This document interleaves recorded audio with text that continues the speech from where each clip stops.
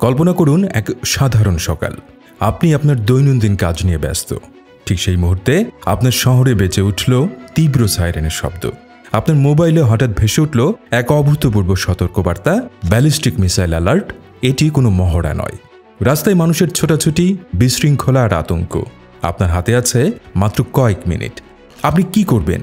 কোথায় যাবেন? কয়েক মিনিটের মধ্যেই দিগন্তে দেখা গেল এক অসহনীয় আলোর ঝলকানি, যা সূর্যের চেয়েও হাজার গুণ বেশি উজ্জ্বল। এরপর নেমে এলো এক প্রলয়ঙ্করী বিস্ফোরণ এবং শকওয়েভ, যা আপনার চেনা শহরটিকে মুহূর্তে ধ্বংসস্তূপে পরিণত করল। এটি কোনো সিনেমার দৃশ্য নয়, এটি পারমাণবিক যুদ্ধের এক নির্মম বাস্তবতা। কিন্তু যখন লক্ষ লক্ষ মানুষ এই সর্বগ্রাসী ধ্বংসযজ্ঞের শিকার হচ্ছে, ঠিক সেই মুহূর্তে পৃথিবীর বিভিন্ন প্রান্তে মাটির শত শত ফুট গভীরে ইস্পাত এবং কংক্রিটের দুর্ভেদ্য দুর্গে একদল মানুষ তাদের নতুন জীবন শুরু করার প্রস্তুতি নিচ্ছে। তারা হলেন সেই সৌভাগ্যবান কজন যারা পারমাণবিক বাংকারের নিরাপত্তা পেয়েছেন।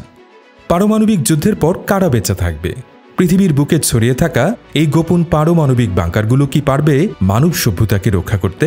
আদ্যপান্তর আজকের পর্বে আমরা জানব পারমাণবিক যুদ্ধের পরের পৃথিবীর সেই বাস্তবতা এবং টিকে থাকার লড়াইয়ের কথা।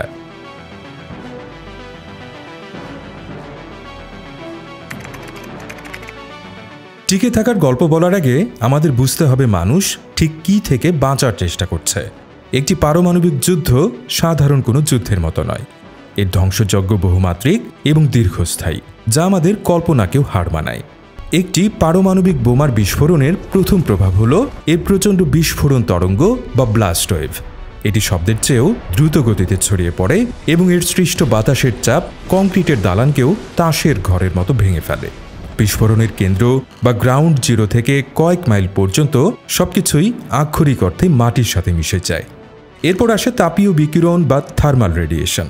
বিস্ফোরণের ফলে সৃষ্ট আগুনের গোলা বা ফায়ারবলের তাপমাত্রা সূর্যের কেন্দ্রের তাপমাত্রার সমান হতে পারে। এর তীব্র আলো ও তাপ কয়েক মাইল ব্যাসার্ধের মধ্যে থাকা সবকিছুকে মুহূর্তে বাষ্পীভূত করে দেয় বা জ্বালিয়ে পুড়িয়ে ছাই করে দেয়। যারা সরাসরি বিস্ফোরণ থেকে বেঁচে যাবে তারাও মারাত্মকভাবে দগ্ধ হবে। আর সবশেষে আসে প্রাথমিক নিউট্রন বিকিরণ, এক অদৃশ্য ঘাতক যা জীবন্ত কোষকে ভেতর থেকে আয়নিত করে ধ্বংস করে দেয়।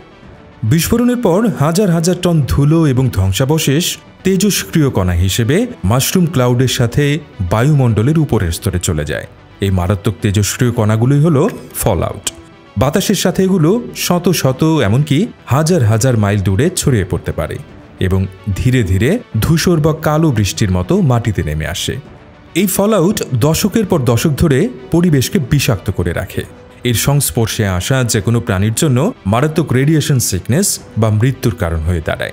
এর লক্ষণগুলোর মধ্যে রয়েছে বমি, চুল পড়ে যাওয়া, অভ্যন্তরীণ রক্তক্ষরণ এবং অবশেষে এক যন্ত্রণাদায়ক মৃত্যু। যদি কোনো পারমাণবিক বোমা ভূমি থেকে অনেক উপরে বায়ুমণ্ডলের স্ট্র্যাটোস্ফিয়ারে বিস্ফোরিত হয়, তবে এটি একটি শক্তিশালী ইলেকট্রোম্যাগনেটিক পালস বা ইএমপি তৈরি করবে। এই অদৃশ্য তরঙ্গটি কোনো ভৌত ক্ষতি না করলেও এটি একটি বিশাল এলাকার সমস্ত ইলেকট্রনিক সার্কিট, বিদ্যুৎ গ্রিড, কম্পিউটার, গাড়ি এবং যোগাযোগ ব্যবস্থাকে চিরদিনের জন্য ধ্বংস করে দেবে। আধুনিক বিশ্ব মুহূর্তে প্রযুক্তির অন্ধকার যুগে ফিরে যাবে। আর যদি একাধিক পারমাণবিক বোমার বিস্ফোরণ ঘটে, তবে শহর এবং বনভূমি জ্বলে যাওয়ার ফলে সৃষ্ট বিশাল ধোঁয়া এবং ছাই বায়ুমণ্ডলকে একটি পুরো চাদরের মতো ঢেকে ফেলবে। এর ফলে সূর্যের আলো পৃথিবীতে পৌঁছাতে পারবে না এবং পৃথিবীর গড় তাপমাত্রা নাটকীয়ভাবে প্রায় 20 থেকে 30 ডিগ্রি সেলসিয়াস পর্যন্ত কমে যেতে পারে। এই অবস্থাকেই বলা হয় নিউক্লিয়ার উইন্টার বা পারমাণবিক শীত। এর ফলে বিশ্বজুড়ে ফসল উৎপাদন বন্ধ হয়ে যাবে, যার পরিণতি হবে এক বিশ্বব্যাপী দুর্ভিক্ষ এবং গণমৃত্যু। যারা বিস্ফোরণ এবং ফলআউট থেকে বেঁচে যাবে তারাও হয়তো এই দুর্ভিক্ষ এবং ঠান্ডায় মৃত্যুবরণ করবে। এই চতুর্মুখী ধ্বংসযজ্ঞ থেকে বাঁচার জন্য তৈরি করা হয়েছে পারমাণবিক বাংকার। স্নায়ুযুদ্ধের সময় থেকেই বিশ্বের প্রধান শক্তিগুলো কন্টিনিউটি অব গভর্নমেন্ট বা সরকারের ধারাবাহিকতা রক্ষার জন্য কিছু অত্যন্ত গোপন এবং সুরক্ষিত ভূগর্ভস্থ বাংকার তৈরি করে রেখেছে। এর উদ্দেশ্য হল পারমাণবিক হামলা হলেও যেন দেশের নেতৃত্ব বেঁচে থাকে এবং একটি কমান্ড সেন্টার থেকে যুদ্ধ বা দেশ পরিচালনা করতে পারে। মার্কিন যুক্তরাষ্ট্রে এই ধরনের বেশ কয়েকটি বাংকার রয়েছে, যা প্রায় কিংবদন্তিতে পরিণত হয়েছে। যেমন কলোরাডোর শাইন মাউন্টেন কমপ্লেক্স। এটি স্নায়ুযুদ্ধের সবচেয়ে আইকনিক বাংকার। একটি গ্রানাইট পর্বতের প্রায় 2000 ফুট গভীরে নির্মিত এই কমপ্লেক্সটি 25 টনের ব্লাস্ট ডোর দিয়ে সুরক্ষিত, যা একাধিক পারমাণবিক হামলা সহ্য করতে সক্ষম। এটি একসময় নোরাড বা নর্থ আমেরিকান অ্যারোস্পেস ডিফেন্স কমান্ডের সদর দপ্তর ছিল, যেখান থেকে পুরো উত্তর আমেরিকার আকাশসীমা পর্যবেক্ষণ করা হতো। এর ভেতরে রয়েছে নিজস্ব পাওয়ার প্ল্যান্ট, পানির রিজার্ভ এবং একটি ছোট শহর চালানোর মতো সব ব্যবস্থা। পেনসিলভেনিয়ায় অবস্থিত রেভেন রক মাউন্টেন কমপ্লেক্স বা সাইটার নামের বিশাল বাংকারটি ভূগর্ভস্থ পেন্টাগন নামে পরিচিত। এর ভেতরে রয়েছে রাস্তা, বিভিন্ন ভবন এবং কয়েক হাজার মানুষের জন্য থাকার ব্যবস্থা। পারমাণবিক যুদ্ধের সময় আমেরিকার সামরিক নেতৃত্বকে এখানে সরিয়ে নেয়ার পরিকল্পনা রয়েছে। ভার্জিনিয়ার মাউন্ট ওয়েদার হল আমেরিকার বেসামরিক নেতৃত্বের জন্য নির্ধারিত আশ্রয়স্থল। এখানে ফেডারেল ইমার্জেন্সি ম্যানেজমেন্ট এজেন্সি বা FEMA এর সদর দপ্তর অবস্থিত এবং এখানে দেশের প্রেসিডেন্ট, তার মন্ত্রিসভা এবং অন্যান্য গুরুত্বপূর্ণ কর্মকর্তাদের জন্য থাকার ব্যবস্থা রয়েছে। এর নিজস্ব আইন শৃঙ্খলা এবং সরকার ব্যবস্থা পর্যন্ত রয়েছে। এদিকে রাশিয়াও তাদের নেতৃত্বকে রক্ষা করার জন্য কিছু বিশাল এবং রহস্যময় বাংকার তৈরি করেছে, যা আমেরিকার চেয়ে কোনো অংশে কম নয়। যেমন মাউন্ট ইয়ামান্তাও কমপ্লেক্স। উরাল পর্বতমালার গভীরে অবস্থিত এই বিশাল কমপ্লেক্সটি নিয়ে পশ্চিমা বিশ্বে অনেক রহস্য এবং জল্পনা কল্পনা রয়েছে। স্যাটেলাইটের ছবি বিশ্লেষণ করে আমেরিকান গোয়েন্দা সংস্থাগুলোর মতে এটি একটি বিশাল ভূগর্ভস্থ শহর, যার আয়তন প্রায় 400 বর্গ মাইল এবং এখানে 60,000 মানুষ থাকতে পারে। ধারণা করা হয় এটি রাশিয়ার পারমাণবিক যুদ্ধের প্রধান কমান্ড সেন্টার হিসেবে কাজ করবে। এছাড়া রয়েছে কসভিনস্কি কামেন। এটি উরাল পর্বতমালার গভীরে অবস্থিত আরেকটি গ্রানাইট নির্মিত কমান্ড পোস্ট, যা সরাসরি পারমাণবিক হামলা প্রতিরোধ করার জন্য ডিজাইন করা হয়েছে এবং এটি রাশিয়ার স্ট্র্যাটেজিক নিউক্লিয়ার ফোর্সের কমান্ড সিস্টেমের সাথে যুক্ত। এরপরে রয়েছে মেট্রো 2। কথিত আছে মস্কোর পাবলিক মেট্রো সিস্টেমের নিচে একটি গোপন এবং আরও গভীর মেট্রো সিস্টেম রয়েছে, যা মেট্রো 2 নামে পরিচিত। এটি ক্রেমলিনকে অন্যান্য গুরুত্বপূর্ণ সামরিক ও সরকারি বাংকারের সাথে যুক্ত করে রেখেছে, যাতে সংকটকালীন মুহূর্তে দেশের নেতৃত্ব নিরাপদে সরে যেতে পারে। তবে উল্লেখযোগ্য বিষয় হচ্ছে এই বাংকারগুলোতে অগ্রাধিকার পান শুধুমাত্র দেশের রাষ্ট্রপতি বা প্রধানমন্ত্রী, শীর্ষ সামরিক জেনারেল, গোয়েন্দা প্রধান এবং কিছু অপরিহার্য বিজ্ঞানী ও প্রকৌশলী। সাধারণ মানুষের জন্য এখানে কোনো জায়গা নেই। স্নায়ুযুদ্ধ শেষ হলেও পারমাণবিক যুদ্ধের ভয় শেষ হয়নি, আর এই ভয়কে কেন্দ্র করে গড়ে উঠেছে এক নতুন শিল্প, ধনকুবেরদের জন্য বিলাসবহুল পারমাণবিক বাংকার তৈরি। বিশ্বের শীর্ষ ধনীরা এখন মিলিয়ন মিলিয়ন ডলার খরচ করে তাদের নিজেদের এবং পরিবারের জন্য মাটির নিচে নিরাপদ স্বর্গ তৈরি করছেন। এর মধ্যে রয়েছে কানসাসের দ্য সার্ভাইভাল কন্ডো প্রজেক্ট। আমেরিকার একটি পরিত্যক্ত অ্যাটলাস মিসাইল সাইলোকে রূপান্তরিত করে তৈরি করা হয়েছে এই বাংকার। মাটির নিচে 15 তলা বিশিষ্ট এই বাংকারে রয়েছে বিলাসবহুল অ্যাপার্টমেন্ট, একটি 7D সিনেমা হল, পোষা প্রাণীদের জন্য park, shooting range, swimming pool এবং হাইড্রোপনিক বাগান, যেখানে বছরের পর বছর ধরে তাজা সবজি চাষ করা সম্ভব। এর একটি অ্যাপার্টমেন্টের দাম কয়েক মিলিয়ন ডলার। আছে সাউথ ড্যাকোটার ডিভোস এক্স পয়েন্ট। এটি হলো বিশ্বের অন্যতম বড় ব্যক্তিগত বাংকার কমিউনিটি। এখানে প্রায় 575টি মিলিটারি নির্মিত কংক্রিটের বাংকারকে সাধারণ মানুষের জন্য থাকার উপযোগী করা হচ্ছে। এর নির্মাতারা একে একটি আধুনিক নোয়ার নৌকা বা নোয়াস আর্ক হিসেবে বর্ণনা করেন। তাদের ভাষ্য অনুযায়ী পারমাণবিক যুদ্ধের পর এখান থেকে একটি নতুন সভ্যতা শুরু করা সম্ভব হবে। এছাড়া চেক প্রজাতন্ত্রে রয়েছে দি ওপিটাম। এদিকে বিশ্বের বৃহত্তম বিলিয়নিয়ার বাংকার হিসেবে দাবি করা হয়। একটি পাহাড়ের নিচে অবস্থিত এই বিশাল কমপ্লেক্সে বিলাসবহুল থাকার জায়গার পাশাপাশি নিজস্ব golf course, helipad, art gallery এবং অন্যান্য সুযোগ সুবিধা রয়েছে। এই ব্যক্তিগত বাংকারগুলো প্রমাণ করে যে ভবিষ্যতের পৃথিবীতে টিকে থাকার অধিকারও এখন অর্থের বিনিময়ে কেনা বেচার পণ্যে পরিণত হয়েছে। এটি এক ধরনের চূড়ান্ত নিহিলিজম বা নৈরাশ্যবাদ, যেখানে কিছু মানুষ বিশ্বাস করে যে সভ্যতা ধ্বংস হবেই এবং তারা নিজেদের বাঁচানোর জন্য প্রস্তুতি নিচ্ছে। তাহলে সাধারণ মানুষের কি হবে?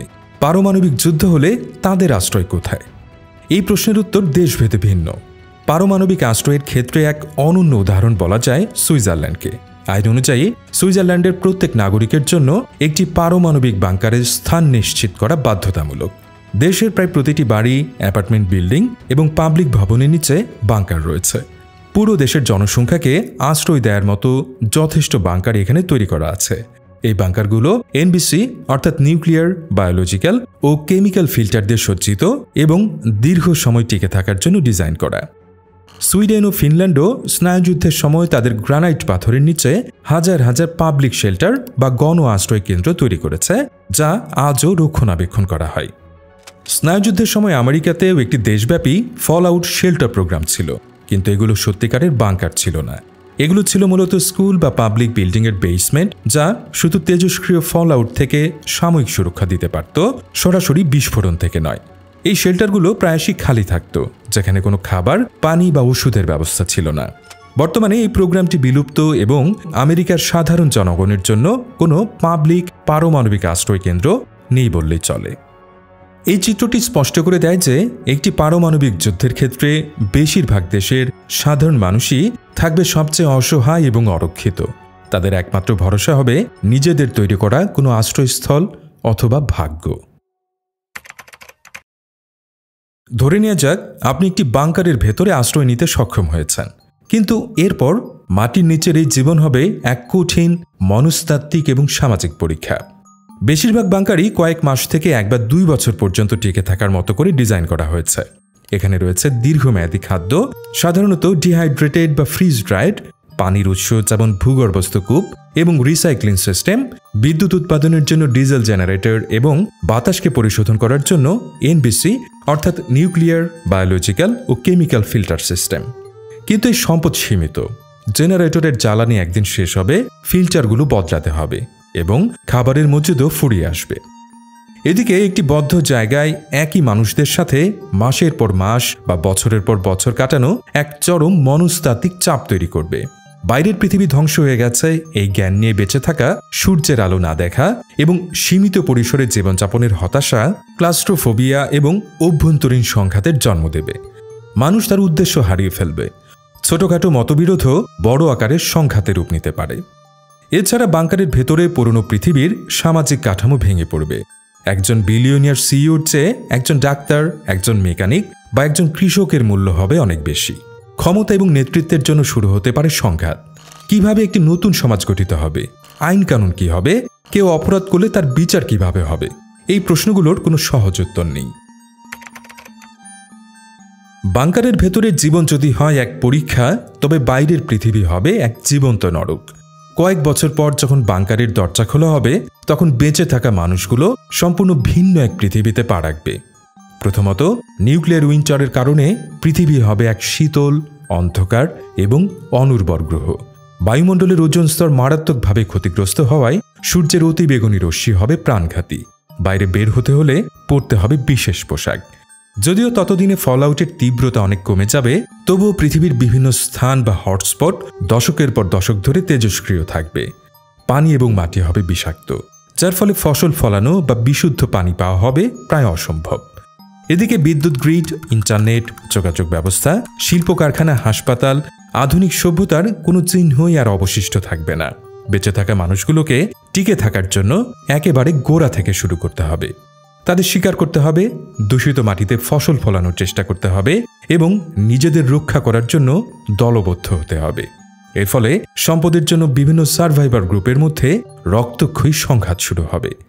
বাংকার থেকে বেরিয়ে আসা প্রযুক্তিগতভাবে উন্নত কিন্তু সংখ্যায় কম মানুষগুলো হয়তো বাইরের হিংস্র এবং মরিয়া মানুষদের সহজ শিকারে পরিণত হতে পারে, যারা যে কোনো মূল্যে তাদের সম্পদ কেড়ে নিতে চাইবে।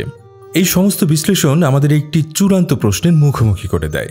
এই পারমাণবিক বাংকারগুলো কি সত্যি মানব সভ্যতাকে বাঁচাতে পারবে? উত্তরটি সম্ভবত না। এই বাংকারগুলো হয়তো হাজার হাজার, এমনকি লক্ষ লক্ষ মানুষকে পারমাণবিক যুদ্ধের তাৎক্ষণিক প্রভাব থেকে বাঁচাতে পারবে। তারা হয়তো মানব প্রজাতিকে বিলুপ্তির হাত থেকে রক্ষা করতে পারবে, কিন্তু এরা মানব সভ্যতাকে রক্ষা করতে পারবে না। সভ্যতা শুধু কিছু মানুষের সমষ্টি নয়। সভ্যতা হলো আমাদের হাজার হাজার বছরের সঞ্চিত জ্ঞান, সংস্কৃতি, শিল্প, বিজ্ঞান এবং সামাজিক কাঠামো। একটি পারমাণবিক যুদ্ধের পর এই সব কিছুই ধ্বংস হয়ে যাবে। লাইব্রেরিতে থাকা বইগুলো পুড়ে ছাই হয়ে যাবে, ইন্টারনেটে থাকা ডেটা মুছে যাবে এবং প্রজন্ম থেকে প্রজন্মান্তরে অর্জিত জ্ঞান হারিয়ে যাবে। বাংকার থেকে বেরিয়ে আসা মানুষগুলো হয়তো মানব প্রজাতিকে টিকিয়ে রাখতে পারবে, কিন্তু তাদের হয়তো আবার সেই প্রস্তর যুগ থেকেই সবকিছু শুরু করতে হবে। একটি স্মার্টফোন তৈরি করার জন্য যে জটিল সাপ্লাই চেইন এবং জ্ঞান প্রয়োজন তা পুনরুদ্ধার করতে হয়তো 1000 বছর লেগে যাবে। পারমাণবিক বাঙ্কারগুলো হলো মানবজাতির সবচেয়ে অন্ধকারাচ্ছন্ন আবিষ্কারের একটি। এটি হলো এই সত্যের নীরব স্বীকৃতি যে আমরা হয়তো নিজেদের তৈরি অস্ত্রকে নিয়ন্ত্রণ করতে ব্যর্থ হতে পারি, কিন্তু সমস্যাটি প্রযুক্তিগত নয়, সমস্যাটি রাজনৈতিক এবং মানবিক। শেষ পর্যন্ত পারমাণবিক যুদ্ধ থেকে বেঁচে থাকার একমাত্র নিশ্চিত উপায় হলো এটিকে যে কোনো মূল্যে প্রতিরোধ করা। কারণ যে খেলায় জেতার জন্য পুরো পৃথিবীকে ধ্বংস করে দিতে হয়, সেই খেলায় আসলে কেউই জেতে না।